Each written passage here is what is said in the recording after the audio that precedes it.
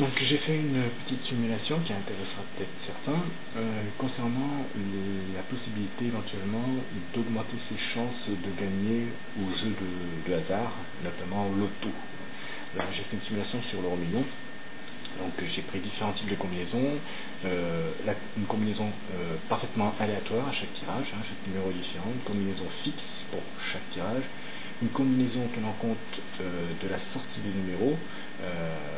Si par exemple le 1 n'est pas sorti depuis un très grand nombre de fois, je vais le jouer avec tous les autres numéros qui seront sortis le moins souvent. Et là, c'est 100 combinaisons à chaque tirage. Donc on voit que sur 92 000 tirages quasiment, le taux de réussite oscille autour des 8%, ce qui est le taux de réussite moyen à l'euro million, avec un petit écart concernant justement les combinaisons avec les numéros sortis le moins souvent. Mais bon, au final, le bénéfice, quelle que soit la méthode utilisée, est toujours négatif.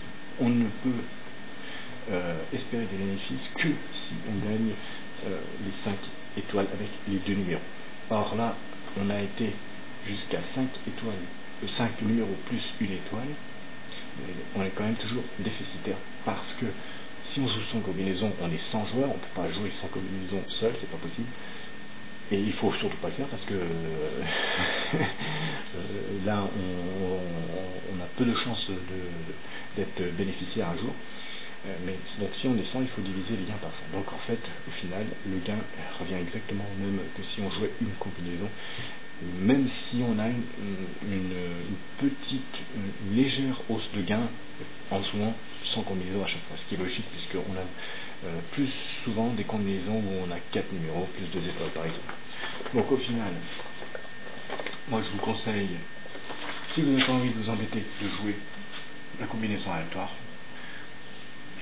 ça va très bien. La combinaison fixe, en fait, on s'aperçoit que sur un très très grand nombre de tirages, là j'ai fait 10 sessions de 1000 ans, on s'aperçoit qu'au final, le taux de réussite pour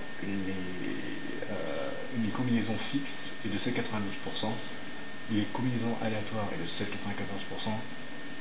7,94%, celle tenant compte des sorties des numéros de 8%, donc elle est légèrement supérieure, mais de rien du tout, 0,05%, mais elle est quand même supérieure. Et le taux de réussite, si on joue sans combinaison à chaque fois, est de 7,95%. Donc en fait, il y a bien une combinaison qui tire son épingle du jeu, mais de manière infinie. Alors, est-ce qu'il faut s'embêter pour espérer gagner un peu plus avec ce type de combinaison? Ça c'est à vous de voir si c'est intéressant. Personnellement, je pense que c'est pareil, quel que soit le type de jeu qu'on va choisir, on gagnera pas forcément plus. Sauf si on joue effectivement un très grand nombre de combinaisons. Mais là, après, pour être sûr de gagner 5 numéros et 2 étoiles, il faudra peut-être attendre 1000 ans. Donc, aucun intérêt. Par contre, une chose, ça j'ai gardé meilleur pour la fin, mais une chose qui serait intéressante si l'ensemble des joueurs de l'euro million décidaient de s'associer, c'est que si on joue 1000 combinaisons et avec 100 000 groupes, donc on a quasiment toutes les combinaisons possibles de l'euro million. À chaque tirage, on serait sûr que 1000 personnes gagneraient 15 000 euros. Et donc, chaque groupe aurait une chance sur 100 000 de gagner, ce qui est nettement mieux qu'une chance sur 116 millions si on joue tout seul de son côté. Et si on joue par groupe de 100 combinaisons, il y aurait donc 1 million de groupes pour faire les 116 millions, bon, il y aurait exactement 116 000 groupes pour faire les 116 millions de combinaisons. À chaque tirage, 100 personnes gagneraient 150 000 euros. Et donc, ça ferait une chance sur 1 million que si vous êtes dans ce groupe, de gagner 150 000 euros.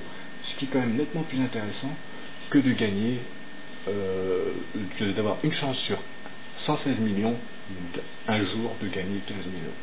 Maintenant, à vous de réfléchir.